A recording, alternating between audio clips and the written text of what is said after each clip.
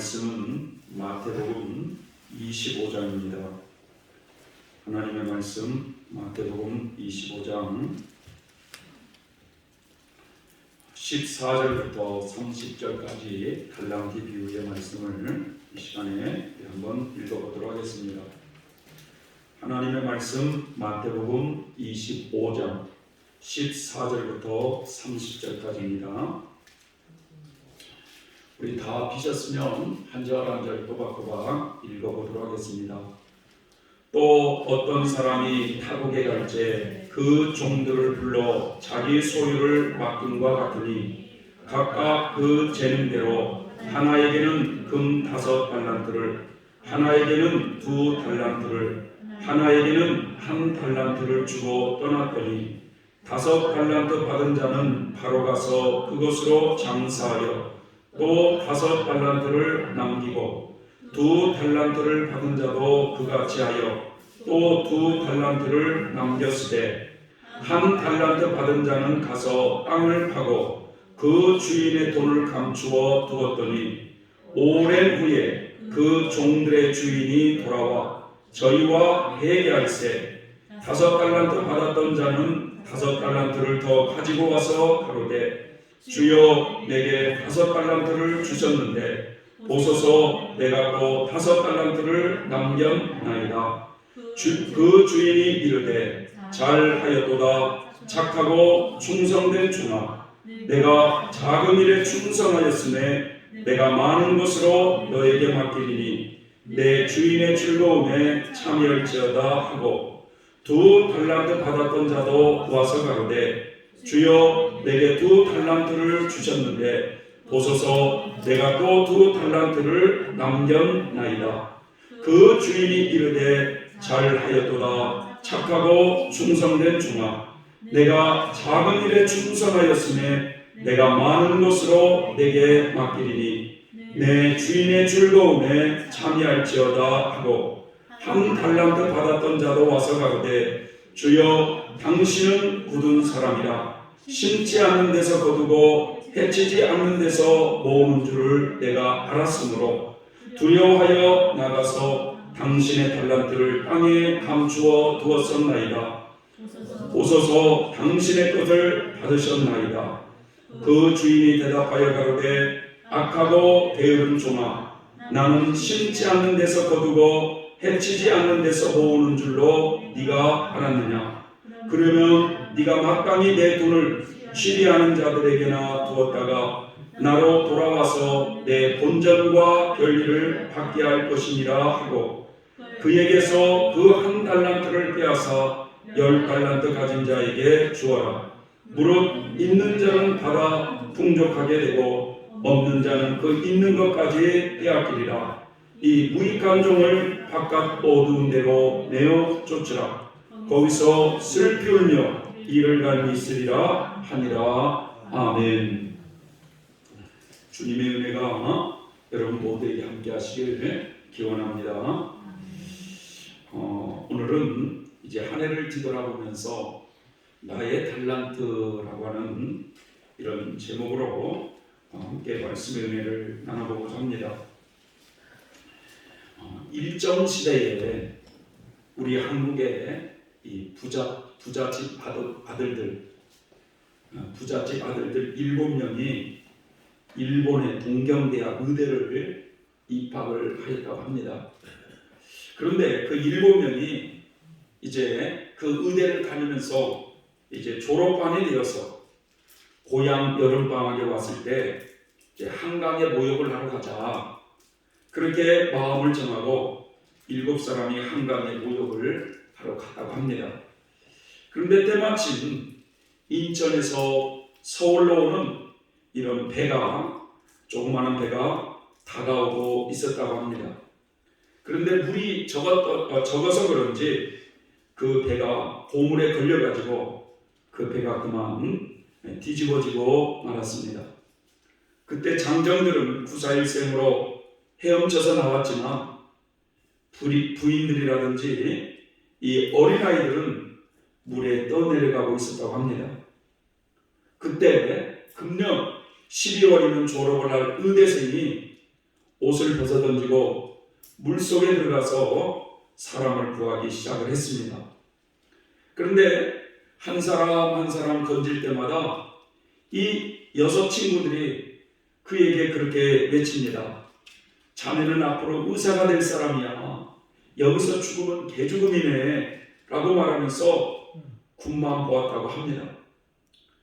그러나 그 의대생 7명 중에 한 분은 나를 붙잡지 마라, 나를 붙잡지 마라 이렇게 친구들 손을 뿌리치고 7번째 들어갔습니다. 결국 6사람은 건넸지만 7번째 사람을 건질 무렵에는 자기의 힘이 다 소진해서 그런지 한 아기를 밖으로 밀어내고 자기는 물살에 떠내려갔다고 합니다. 그래서 그 6 친구들이 밧줄을 던지고 동원해서 겨우 물밑에서 건져냈을 때 이 친구는 이미 정신이 나갔다고 그럽니다. 의대생이니까 그래서 인공호흡을 시키고 그렇게 애를 썼습니다. 그래서 숨을 몰아쉬면서 내가 기쁘게 사람을 건지던가 이렇게 그분이 질문을 하더라고 그래요. 그러자 그 6 친구들이 자네는 기쁘게 최후의 순간까지 자네 힘을 다하여 사람을 건지었네 라고 그랬더니 이분이 아주 기뻐서 기쁘게 빙그레 웃으면서 심장이 딱 먹고 다시는 깨어나지 않을까 합니다. 그래서 이 6 친구들은 말하기를 내 친구는 개죽음했네, 내 친구는 개죽음했네 이러고 이제 공동묘지에 묻어주고 나서 그 6 친구들이 결의하기를 우리는 좋은 의사가 되세, 이렇게 개죽음 말고 의사가 되어서 불쌍한 사람, 저 눌린 사람에게 우리는 좋은 사람이 되세 다들 이렇게 약속을 하고 헤어졌다고 합니다. 몇십 년이 지난 후에 그 6 친구들이 다시금 모임이 있어서 한강둑에 모였을 때 그 6사람이 그때는 개죽음이라고 하던 자기 친구에게 말하기를 그는 성인이었어. 그는 참 죽음을 했네. 우리는 10년 동안 이렇게 돈 벌어서 불쌍한 사람 도와주고 좋은 사람이 되자고 했지만 나는 내 양심상 나는 한 병자에게도 내 눈물을 주어본 일이 없네. 그러니까 6사람들이 다 같이 자복하기를 나는 한 번도 불쌍한 사람을 내 몸같이 약 한 번 줘본 일이 없다고 그러면서 그 죽은 자기 친구의 이름을 부르면서 눈물을 흘렸다는 이런 이야기가 있습니다. 사람이라는 것이 일평생 예수님을 믿고 일도 하고 하겠지만 제일 귀한 것은 순수한 사랑입니다. 믿음이라고 하는 것도 순수한 믿음을 가져야 되는 것이고 사랑이라고 하는 것도 순수한 사랑을 해야 진짜인 것입니다. 우리들이 일을 많이 하고 무작정한 것보다도 이렇게 최후의 일각을 다해서 생명을 바친 청년처럼 일을 적게 해도 질적으로 해야 참된 것입니다. 생명을 바쳐서 하나님을 사랑하고 이웃을 사랑해야 그것이 참 진짜이다 하는 것입니다. 어느덧 한 해를 마무리하는 이런 시간이 왔습니다. 2020년도 이제 한 해를 마지막하는 마지막 주일입니다. 저 역시 한 해 동안 많은 설교를 했지만 먼저는 제 자신부터 설교한 대로 열심히 살아왔는가, 성도들의 영혼을 사랑하며 바른 길로 인도하고자 최선을 다해서 살았는가 라고 돌아보면 하나님 앞에 너무 죄송할 때가 많습니다. 여러분은 한 해를 어떻게 사셨습니까, 여러분? 이 중에는 한 해 동안 참 열심히 일하며 살았던 분들도 계실 겁니다. 우리 모두 이 한 해를 이제 마무리하면서 하나님께서 우리 각자에게 우리에게 주신 이 달란트를 가지고 얼마나 열심히 달려왔는지 돌아보는 시간이 되었으면 좋겠습니다. 오늘 말씀은 마태복음 25장 이 달란트 비유의 말씀입니다. 마태복음 24장, 25장은 예수님의 이 재림과 관련된 종말에 대한 내용을 담고 있는 말씀입니다. 그래서 이 마태복음 25장에는 세 가지 비유가 나오는데, 첫 번째로는 열처녀 비유가 나와요. 열처녀 비유. 열처녀 모두가 다시 오실 신랑 되시는 예수님을 기다리는 내용이에요. 여기서 신랑 되신 예수님을 기다린다고 하는 것은 재림하실 예수님을 기다리는 성도의 모습을 열처녀로 비유를 하고 있습니다. 이 땅에 재림하실 그 예수님을 성도들이 기다리면서 사는데, 그 성도들 중에는 슬기롭고 지혜 있는, 그래서 언제든지 신랑을 맞이할 수 있는 준비가 다 된 성도가 있는가 하면, 반면에 재림하시는 예수님을 기다리는데 미련한 성도가 있더라요. 준비가 덜 된 성도가 있더라는 것입니다. 그 열처녀 비유를 우리에게 말씀해 주고 있고, 또 하나는 양과 염소의 비유를 하고 있어요. 장차 예수님께서 이 땅에 재림하실 때 목자가 양과 염소를 구분하듯이 우리 주님도 성도를 구분한다는 거예요. 양 같은 성도가 있는가 하면 염소와 같은 성도가 있다는 거예요. 양 같은 성도들을 향해서 주님은 칭찬을 합니다. 내 아버지께 복을 받을 사람들아, 창세 이후로 너희를 위해서 예비하신 그 아버지의 나라를 너희는 상속받으라 라고 하면서 그렇게 칭찬하는 성도가 있다라는 거예요. 왜 이런 사람들에게 이렇게 칭찬하는가 봤더니, 너희가 가난한 자에게 먹을 것을 주었고 병든 자를 돌아보았고 감옥에 갇혀있는 자들을 돌아보았기 때문에 너희는 영원한 생명에 들어가라 라고 그렇게 칭찬하는 성도가 있는가 하면, 염소 같은 성도들에게는 저주를 받은 자들아, 나를 떠나서 마귀와 그 사자들을 위해서 예비된 영원한 불에 들어가라 하시면서, 너희는 내가 줄일 때 먹을 것을 주지 않았고 나그네 되었을 때 영접하지 않았고 자기만을 위해서 살았던 사람들을 저주하는 참 무서운 말씀이 기록되어 있습니다. 그리고 오늘 우리들이 읽은 요 달란트 비유를 우리에게 해주시고 있어요. 이 달란트라고 하는 이 말은요, 여러분 TV에 나오는 사람들 탤런트 있죠. 탤런트. TV에 나오는 사람 탤런트라고 그러잖아요. 예, 그 의미는 재능 있는 사람이다 이런 뜻입니다. 예, 그래서 여러분 이 탤런트라고 하는 이 단어가 달란트에서 나오는 의미예요. 이게. 예, 그래서 세상의 원리는 재능을 가지고 인기가 있으면 인기 있는 탤런트가 되잖아요. 그런데 하나님의 원리는 그렇지 않습니다.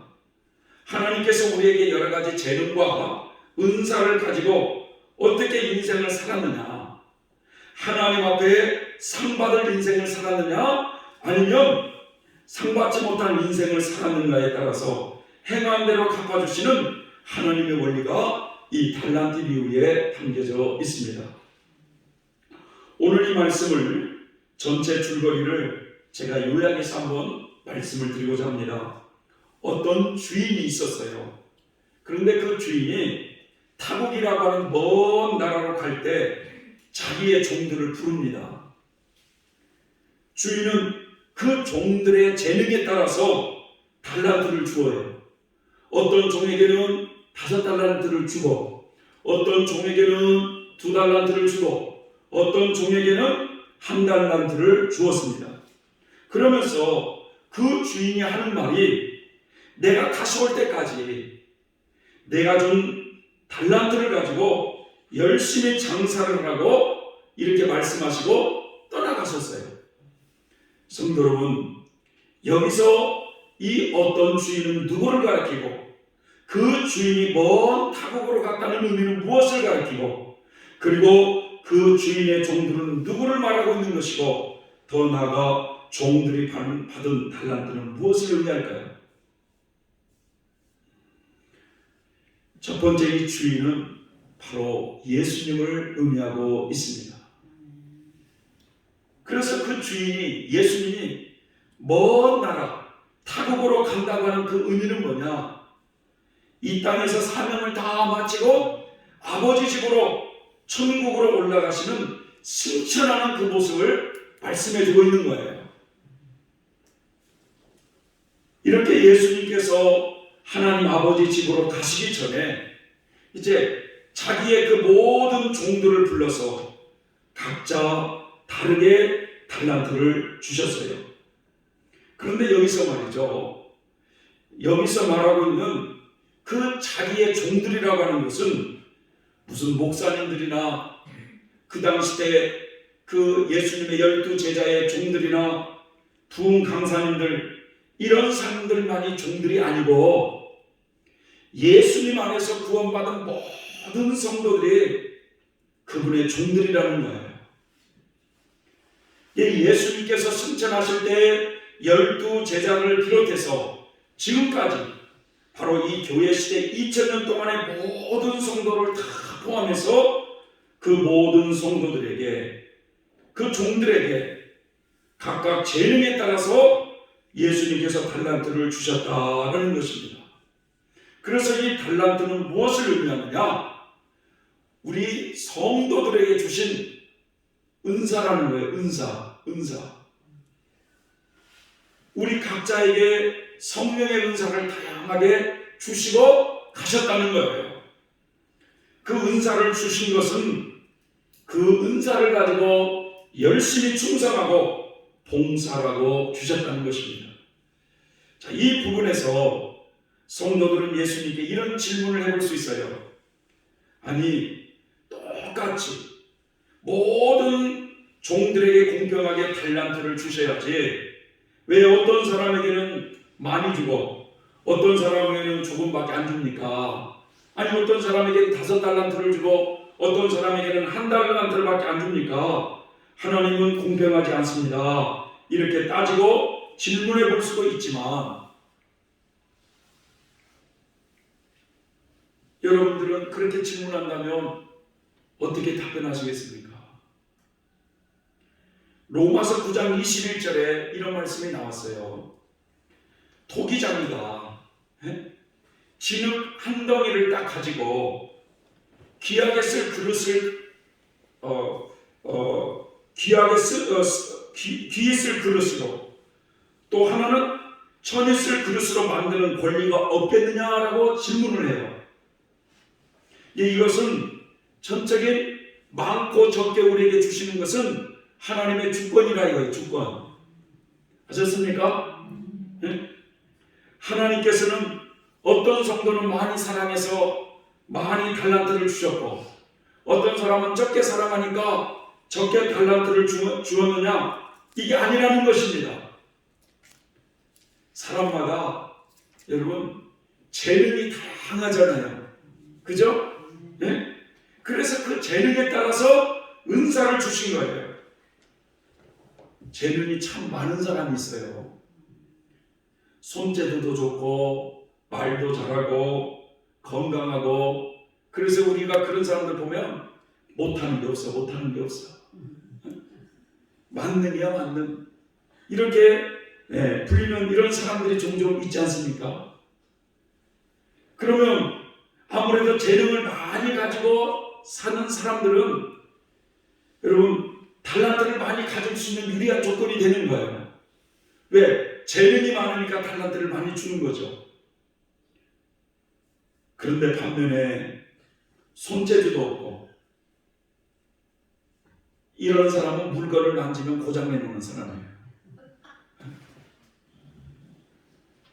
손재주만 없는 게 아니라 말주변도 없고 건강하지도 못하고 여러모로 재능이 좀 부족한 사람이 있어요. 그런 사람에게는 적은 달란트를 받을 수밖에 없어요. 사람이 가지고 있는 재능이라고 하는 것이요, 선천적인 재능이 있어요. 선천적인 재능. 아주 타고났어, 그런 얘기 하잖아요. 우리가 타고났다. 별로 노력한 것이 아닌데 타고난 그런 부분이 있지 않습니까?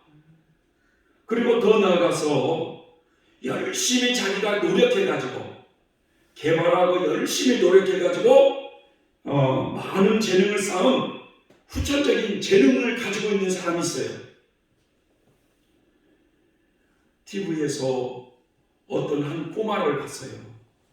그런데 아마 3살인가 4살밖에 안 되는데, 그런데 그 꼬마는 앞을 보지 못하는 꼬마예요.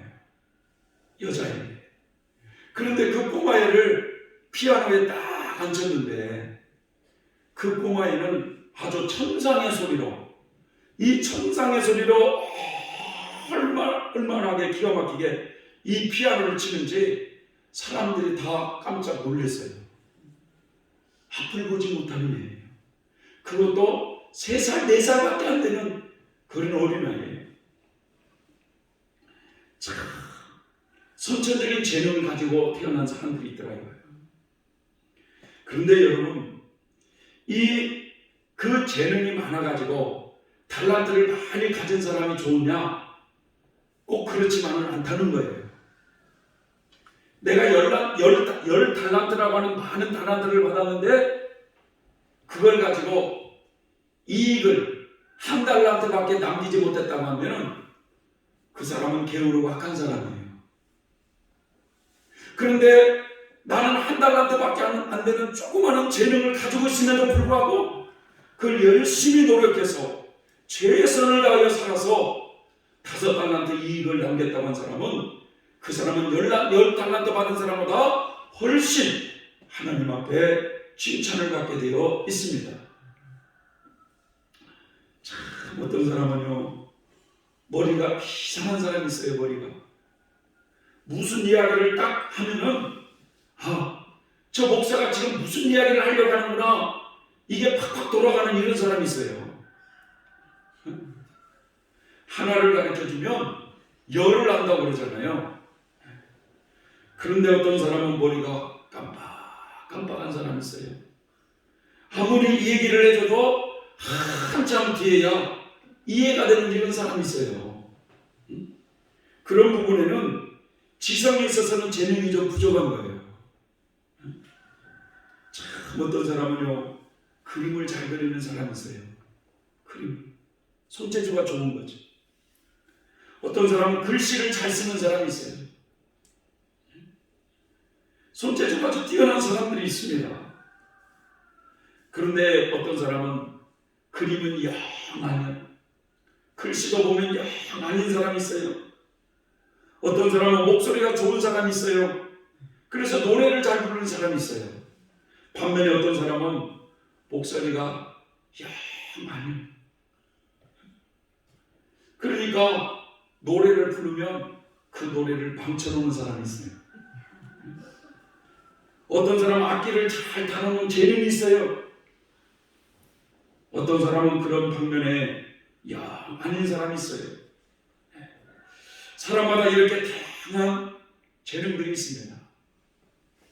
아마 우리 여기 장모님이나 우리 구건사님이나 이런 분들은 오랫동안 농사를 졌기 때문에 어쨌든 농사 부분에 있어서는 하우스 안에서 다른 사람보다 엄청 빨리 가면서 막 할 거 아니겠습니까? 왜 그러냐? 그런 분야에 오랫동안 그게 농사를 짓고 훈련을 했기 때문에 다른 사람에 비해서 다양한 그런 재능이 있다 이거예요. 그런데 이 모든 것을 하나님께서 아시는 분이 그 재능을 참작하여 성도들에게 달란트를 주신다 이거예요. 그래서 공평하신 하나님께서 각자에게 성령의 은사를 달란트를 주시는데, 자, 5달란트 받은 이 성도는요, 그 받은 즉시 그것을 가지고 가서 열심히 장사해 가지고 5달란트의 이득을 남겼다고 그래요. 2달란트 받은 성도도 역시 그 받은 것을 즉시 가지고 가서 열심히 장사해서 2달란트 이득을 남겼습니다. 그런데 이 1달란트를 받은 이 사람은 악하고 게을렀어요. 주인님이 나에게 달란트를 주고 간 이유를 깨닫지 못한 거예요. 받은 달란트를 가지고 열심히 살지를 않았다는 거예요. 그 사람은 자기가 받은 그 달란트를 땅에 묻어놨어요.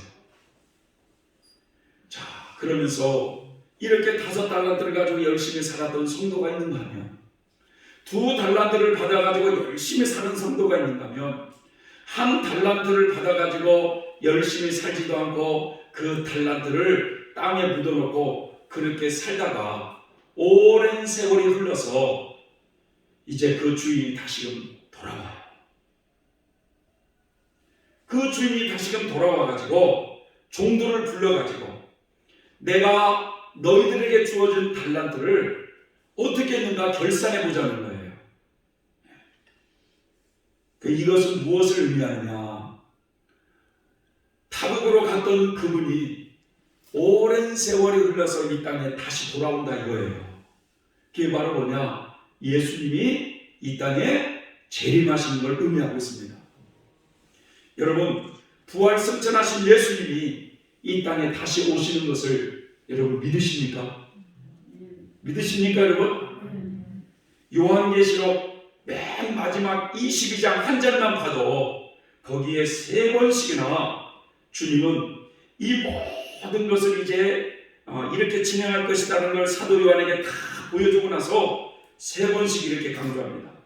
보라, 내가 속히 오리니 이 책의 예언의 말씀을 지키는 자가 복이 있으리라. 보라, 내가 속히 오리니 내가 줄 상이 내게 있어 각 사람에게 그의 일한 대로 갚아 주리라. 이것을 증거하시니가 가라사대 내가 진실로 속히 오리라 하시거늘 아멘. 주 예수여 오시옵소서. 이처럼 부활 승천하신 예수님이 이 땅에 재림하시겠다는 거예요. 재림하시겠다. 그래서 이 땅에 이제 재림하시면 우리 각자 성도들에게 주신 그 달란트를 결산한다 이거죠. 결산. 그래서 그걸 가지고 5달란트를 가지고 주인님, 열심히 일했던 이 사람이 뭐라고 하냐면, 주인님, 저에게 주신 이 달란트를 가지고 제가 열심히 장사해서 5달란트의 이득을 남겼습니다. 2달란트 받은 사람이 말하길, 주인님, 저 역시 2달란트를 받았는데 그것을 가지고 열심히 장사해요. 여기 2달란트의 이득을 남겼습니다. 라고 말을 하자 주인님이 이렇게 말을 하는 겁니다. 잘하였도다.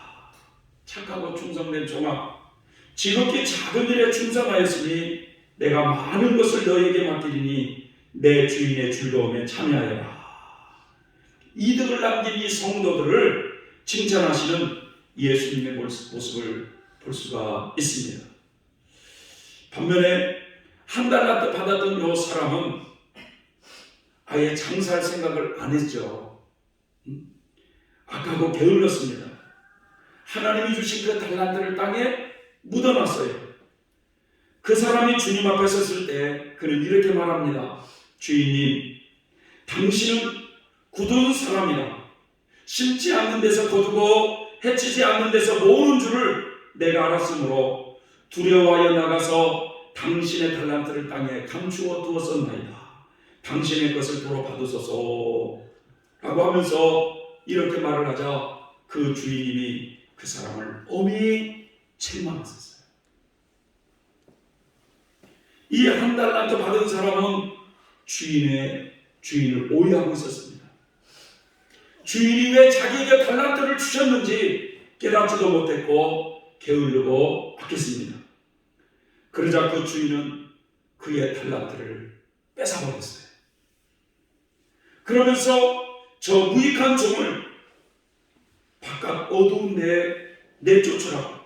거기서 슬피 울며 이를 갈리라 라고 말씀하시면서 이 악하고 게으른 종은 자신에게 주어진 달란트마저 빼앗겨버리고 결국 지옥불에 떨어지는 모습을 우리에게 말씀하고 있습니다. 성도 여러분, 오늘 우리는 2020년도 우리가 이 한 해를 돌아보면서 하나님이 나에게 주신 이 달란트를 가지고 나는 인생을 어떻게 살아왔는가,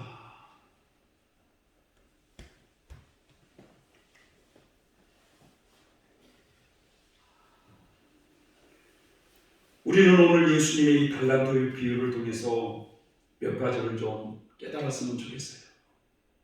첫째로는 예수님께서 우리에게 달란트를 주신 이유를 깨달아야 된다.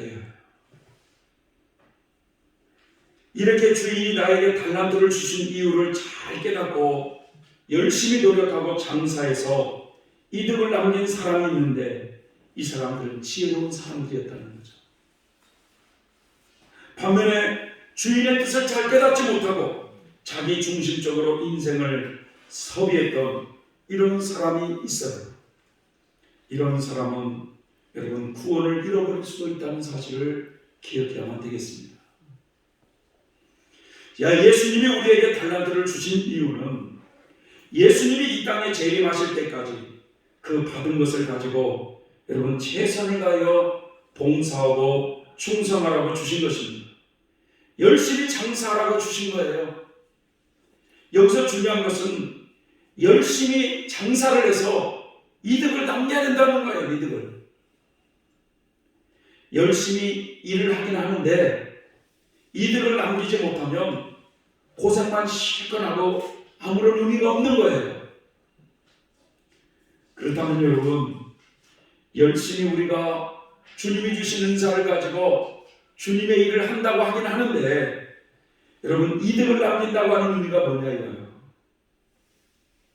이득을 남긴다는 의미가 이것은 구원받은 성도들이 그 예수님의 말씀에 따라서 세상에서 열심히 빛과 소금의 역할을 감당하라라는 뜻입니다. 성경에 마태복음 5장 13절 이하에 보면 너희는 세상의 소금이니 소금이 만약에 그 맛을 잃어버리면 버려진다는 거예요. 아무 쓸데가 없어서 버려진다는 거예요. 너희는 세상의 빛이니 너희들의 빛을 사람들 앞에 비치게 해서 너희들의 그 빛된 삶을 통해서 사람들이 하나님께 영광을 돌리도록 하라는 겁니다. 우리는 주님으로 받은 여러 가지 은사를 가지고 여러분 빛을 따라서 열심히 살아가는 것, 이것을 주님은 재림하실 때 상으로 갚아주시게 되어 있다는 것입니다. 이 말씀을 좀 더 이해를 돕기 위해서 한 가지 예를 좀 들어보면 어떤 목사님과 성도님이 있었다고 가정을 해봅시다. 그런데 이 목사님은 하나님께로부터 받은 달란트가 많아, 은사가 많아가지고 어디를 가서든지 말이죠, 집회를 한번 하는데도 말이죠, 너무 쉽게 약 100여 명이 사람들이 막 예수님을 믿겠다고 결단해서 한순간에 많은 사람들을 주님께로 인도하는 이런 목사님이 있었어요. 반면에 어떤 성도님은 이웃의 한 영혼을 전도하기 위해서 기회가 주어지는 대로 그 사람을 찾아가면서 예수를 믿으라고 전도를 했습니다. 때로는 그 사람을 어떻게 예수 믿도록 구원하기 위해서 없는 돈에 말이죠, 바카스도 사가지고 가고 또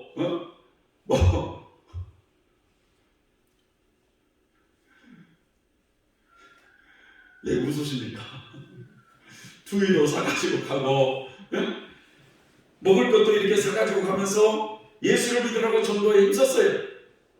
그런데 그 이웃의 영혼을 그 이웃에게 가서 그랬는데 그럴 때마다 이 이웃의 이 사람은 화를 내면서 말이죠, 나에게 전도하려면 우리 집에 오지도 말라고 이렇게 하면서 말이죠, 때로는 자신도 상하고 때로는 욕도 얻어가면서 그렇게 열심히 했는데 그 성도님은 이웃의 영혼을 구원하지 못한 가운데 그 이웃이 죽었다고 만약에 가정을 해봅시다. 자, 그러면 이 부분에 있어서 많은 사람들이 어떻게 생각하냐, 그 목사님의 상급이 더 많다 이렇게 생각한다 이거예요. 왜? 그 목사님은 달란트를 많이 받아가지고 한 번에 그냥 복음을 전하는데 100명의 사람들이 막 결신을 하고 그러니까 사람들이 크게 보고 저 목사님은 상급이 큰 것이다 이렇게 생각하지만 하나님은 그렇게 보시지 않는다는 거예요. 오히려 그 성도님의 상급이 많다는 거예요. 오히려. 왜냐? 비록 이웃의 영혼을 주님 앞으로 인도하지는 못했다 할지라도 그 영혼을 구원하기 위해서 때로는 내가 희생하면서 시간을 투자하고 물질을 투자하고 자존심이 상할 때도 있었고 때로는 욕을 얻어가면서 그것을 잘 인내하며 살았다면 이 목사님보다도 이 성도님이 그 부분에 대해서는 상급이 더 많다는 거예요. 왜냐? 빛 가운데 우리가 사는 그 모습을 하나님은 귀하게 보시니까. 이해되십니까 여러분? 이해되십니까? 빛을 따라 산다고 하는 것이 바로 이런 의미라는 거예요. 그게 바로 열심히 장사를 잘하는 거예요. 하나님은 우리들이 주님께로 받은 달란트를 잘 활용해서 열심히 빛의 자녀들답게 살기를 원하고 계십니다. 그것이 장사를 잘하는 거예요. 많은 사람들이 착각을 하는 경우가 있어요.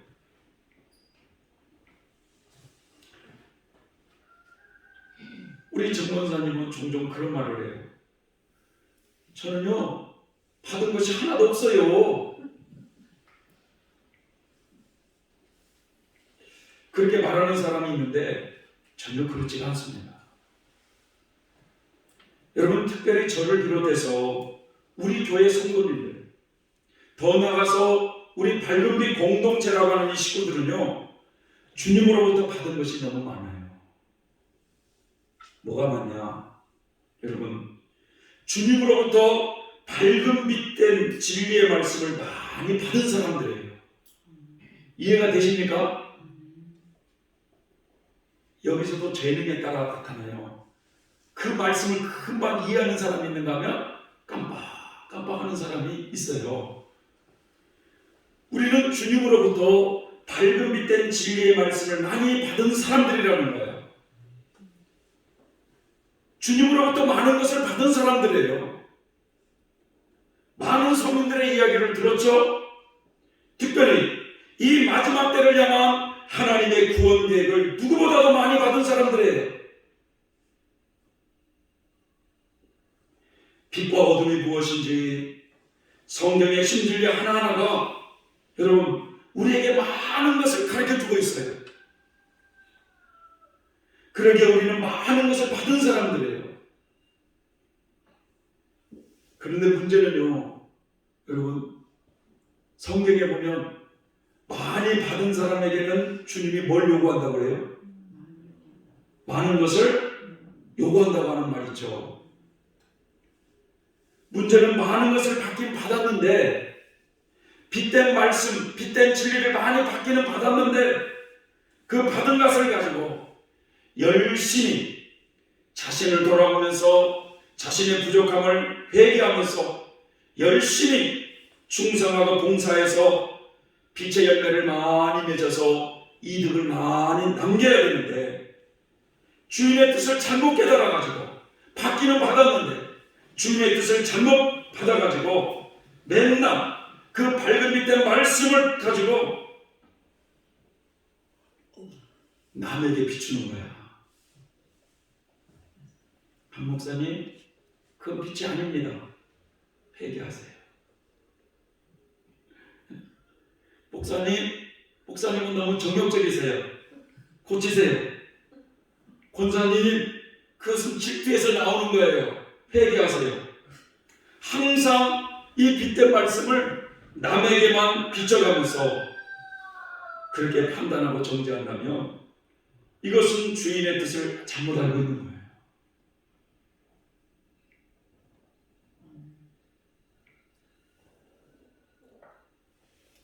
주님께서 우리에게 달란트를 주신 이유는 그 달란트를 가지고 열심히 봉사하고 충성해서 빛의 열매를 맺으라고 주셨다는 거예요. 온유함의 열매, 사랑의 열매, 절제의 열매, 그런 열매를 맺으라고 주셨다 이거예요. 화평의 열매. 이해되십니까 여러분? 그래서 먼저 우리는 하나님께서 우리 주인님이 우리 모두에게 주신 달란트를 왜 줬느냐, 요걸 먼저 마음판에 잘 새겨야 되겠고, 두 번째로는 한 달란트 받은 사람처럼 주님의 뜻을 깨닫지 못하는 어리석은 사람이 되어서는 안 된다는 거예요. 주인의 뜻을 잘 깨닫고 그 뜻대로 살아가는 것이 중요한 것입니다.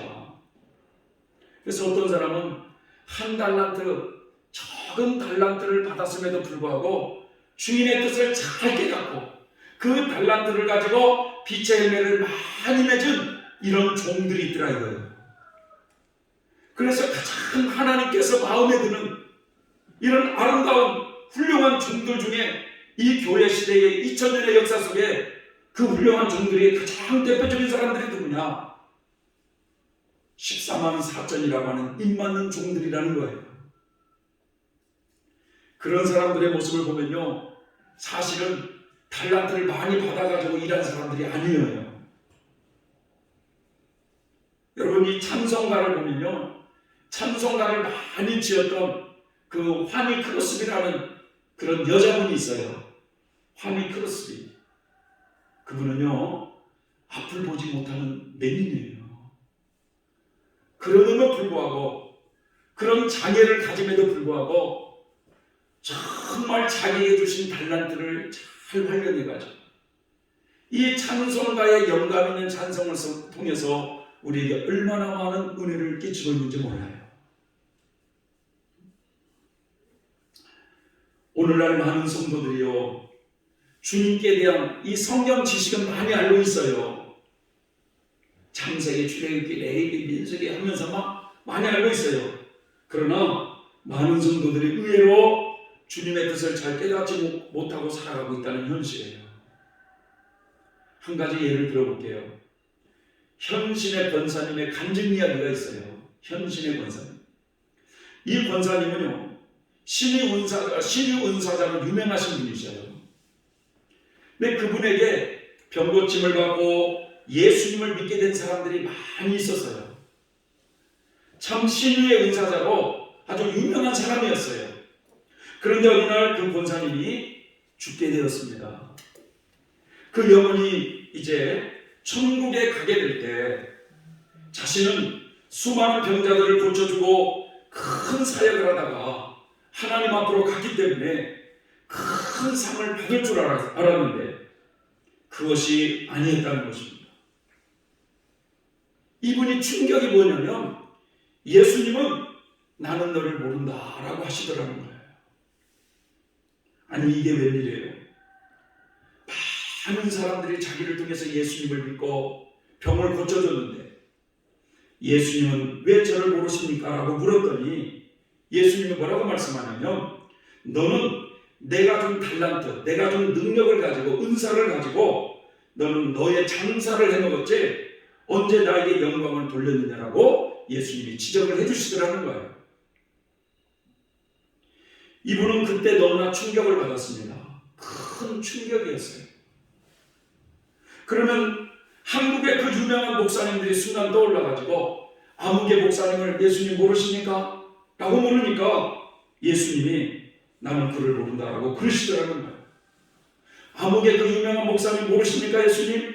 그러니까 그 예수님이 나는 그를 모른다라고 그러더라는 거예요. 그래서 이분이 큰 충격을 받아가지고 그렇게 하나님께 매달려 기도하면서 회개하면서 한 번만 기회를 달라고, 예수님 한 번만 기회를 달라고 그렇게 하자 이분이 다시 깨어났어요. 마치 시신은요 관에 넣어둔 채로 입관을 하질 않았어요. 왜냐? 미국에 살고 있는 그 아들이 올 때까지 입관을 하지 않고 미루고 있었는데 이 권사님이 다시금 살아나서는 그동안 병고침을 받은 사람들이 자신에게 은혜를 받고 헌금한 거 있잖아요. 이분이 수십억을 벌었어요. 신유의 은사로 수십억을 버는 사람이에요. 그것을 다 북한 선교회에 그것을 다시 내놨어요. 그러면서 예수님을 모른다고 하신 그 유명한 목사님을 찾아다니면서 목사님 예수님의 목사님을 모른답니다 하고 회개하라고 전해줬던 사람입니다. 자, 사람의 보기에는 큰 사역을 했고 하나님의 일을 많이 하면 예수님이 그렇게 인정해주고 큰 상을 받을 것이라고 생각하지만 우리 생각과 하나님의 생각은 다를 수가 있다는 겁니다. 우리 사람들은 외모를 보고 많이 판단하지 않습니까? 외적인 것을 보고. 그러나 우리 하나님은 중심을 보시는 분이시더라고요. 현신의 권사님은 주님이 자기에게 주신 그 달란트를 자기를 위해서 사용하신 분이셔요. 그러니까 이 한 달란트 받은 사람처럼 여러분 자기를 위해서 살았던 사람이에요. 사실 현신의 권사님에게 주신 그 달란트는 여러분 내 것이 아니라 현신의 권사님 그 자신의 것이 아니라 주님이 잠시 맡겨주신 것에 불과하다는 걸 알아야 돼요. 그래서 우리에게 주신 모든 은사들은 주님이 지금 잠시 우리에게 맡겨주셔서 그것을 가지고 열심히 일을 해야 되는 거예요. 그래서 항상 우리는 입버릇처럼 뭐라고 고백을 해야 되냐? 누가 뭐 칭찬할 때 주님이 하셨어요. 주님이 하신 거예요. 라고 우리는 주님께 모든 영광을 돌려드려야 될 줄 믿습니다. 그것이 하나님 앞에 겸손한 사람이에요. 그런데 이게 교만해지기 시작하면 뭐라고 하냐면 그 사람 허리 아파? 나한테 데리고 와. 내가 그런 것에 전문이야. 하면서 말이죠. 이렇게 마치 그것이 자기 것이냐. 이렇게 어리석은 한 달란트 받은 사람과 같이 행동하는 어리석은 자가 있더라는 거예요. 요즘 제가 예수님의 참 제자 이연필이라고 하는 이 책을 읽으면서 참 성인들은 다르구나 이런 생각을 많이 해요. 이 이연필 선생님 참 우리 한국의 귀한 분이신데 이분의 제자 김준호 선생님이 그 선생님을 만나서 많은 것을 경험했던 것을 이렇게 간증하는 내용이에요. 그게 책이. 그런데 이제 이 김준호 선생님도 이제 돌아가셨는데요. 당시 이 이연필 선생님의 제자였던 이 김준호라고 하는 사람이 22살 청년이었어요. 22살. 근데 이 김준호 선생님의 많은 간증이 있는데 그 간증 중에 이런 이야기를 하세요. 일정 시대였기 때문에 신사참배 반대로 저 전남 곡성의 어느 산속 깊은 곳에 이 서집사님이라고 하는 분이 오두막을 짓고 그곳에서 기도하면서 숨어 계시는 집사님이 계셨다는 거예요. 신사참배에 반대이기 때문에. 그래서 어느 날 이 이연필 선생님하고 이 제자 김준호 청년이 남원에서 전남 곡성까지 그때는 뭐 차가 있어서 그런 게 아니라 그렇게 걸어서 갔다는 겁니다. 그 집사님을 찾아가기 위해서. 그 서집사님을 그렇게 3일 길을 걸어서 찾아갔는데 얼마나 이 배가 고프고 힘이 드는지 너무너무 힘들었다는 거예요. 그런데 이제 그 산속 깊은 곳을 3일 동안 굶으면서 그렇게 걸어서 그 서집사님 그 오두막집에 딱 도착하니까 그 서집사님이 그냥 헐면 부엌에 가서 따뜻한 밥을 해와가지고 밥상을 딱 차려놓더라는 거예요. 그러니 밥을 먹고 싶은 이 욕망이 얼마나 강할까요? 그렇지 않습니까? 3일 동안 굶었기 때문에 그 따뜻한 밥을 먹고 싶은 마음이 얼마나 강하겠어. 그런데 이 스승님은 밥을 먹을 생각을 안 하는 거예요. 그냥 그분의 표현은 입만 이렇게 짭짭하고 그냥 밥을 먹을 생각을 안 하더라는 거예요. 그런데 이 청년이니까 22살에 얼마나 배가 고프겠어요. 너무 배가 고프니까 수저를 들고 한 숟갈을 딱 먹으려고 딱 이렇게 하니까 그 선생님이 딱 그러시더래요. 준호 씨, 김준호 씨니까 준호 씨, 참 배가 고파 밥을 먹고 싶으면 저 아랫마을 내려가서 밥을 얻어다가 잡으세요. 이렇게 얘기를 했대요. 그랬더니 김준호 청년은 그때 아예 귀를 딱 막고, 예? 귀를 딱 막고 밥을 막 먹었다는 거예요. 밥을 이제 딱 먹고 이제 이렇게 있으니까 그 스승님이 갑자기 그 소집사님에게 남원으로 내려갑시다. 그러더래요. 남원으로. 지금 온 지가 얼마 안 됐잖아요, 지금. 네? 그런데 갑자기 스승님은 소집사님에게 남원으로 내려갑시다 라고 이렇게 하니까 이 김준호 청년이 나도 따라가겠다고 이렇게 하니까 그 스승님이 딱 막더라는 거예요. 준호 씨는 밥을 먹었으니까 이 밭을 깽이 가지고 파요. 그 밭이 300평 정도 됐대요. 땅 파기 싫으면 광주로 돌아가. 이렇게 얘기를 했다는 거예요.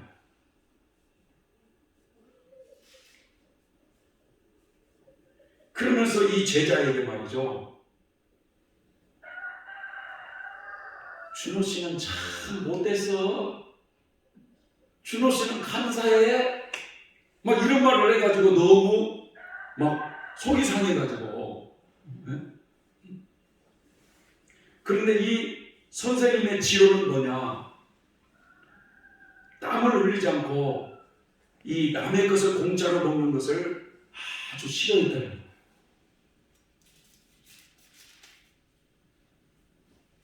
참 이 평범한 사람은 성인을 따라갈래야 따라갈 수가 없어요. 그래서 이 김준호 선생님이 뭐라고 얘기했냐면 성인하고 같이 있는 것이 싫다는 거예요. 자기는. 왜냐? 어디를 가도 밥을 먹어본 경험이 없기 때문에 같이 있는 것이 싫다는 거예요. 그러지 않겠습니까, 여러분? 네?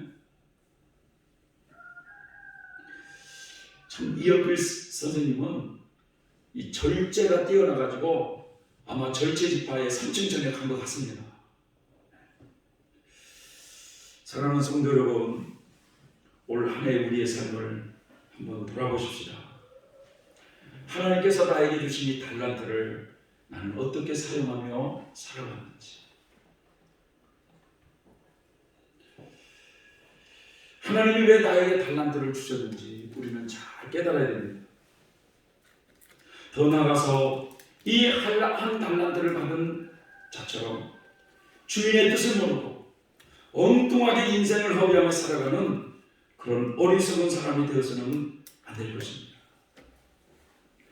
제가 오늘 이 설교의 마무리를 나의 달란트라고 하는 이 찬양으로 마무리를 하고자 합니다. 나 오늘까지 열심히 뛰면서 인생을 살아왔으나 나의 주님께 드린 것 없으니 내 손은 빈손이로다. 내 주님 다시 오시는 날 나에게 물으시로라. 내가 준 달란트 다오이하고 그 손이 무엇이냐. 어이할꼬 나의 달란트 어이할꼬. 나 지금까지 주님을 위하여 산다고 일해왔으나 쟁기를 들고 뒤돌아봤으니 내 손엔 열매 없도다. 내 주님 다시 오시는 날 내게서 찾으시리라.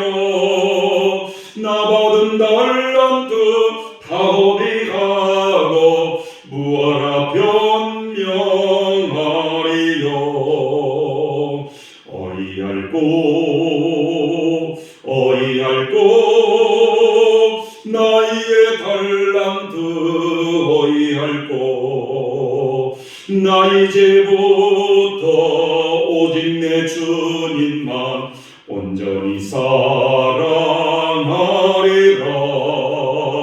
숨질 때까지 남은 내 인생을 주님께 바치오리다.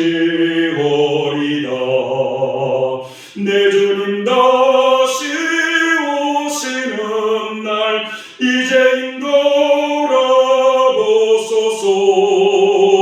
권세와 능력과 존귀와 영광 주님께 모두 있도다. 사랑의 주 나의 주님 세세 영원히 할렐루야. 기도하겠습니다. 하나님 아버지, 하나님께서 우리 각자에게 주신 달란트를 이것을 받아가지고 한 해 우리가 어떻게 살아왔는가를 돌아보는 시간이 되게 하여 주옵소서. 부족함이 있었다면 혹 한 달란트 받은 자와 같이 악하고 게으른 부분이 있었다면 주님의 뜻을 잘못 깨닫고 열심히 살지 못했다면 주님 회개할 수 있는 종을 도와여 주셔서 더욱더 남은 우리의 인생의 삶을 하나님의 뜻을 잘 깨닫고 다시 오실 예수님의 재림을 대망하면서 빛 가운데 살아가는 우리 모두가 되어지게 하여 주시옵소서. 예수님의 이름으로 기도 올려옵나이다. 아멘.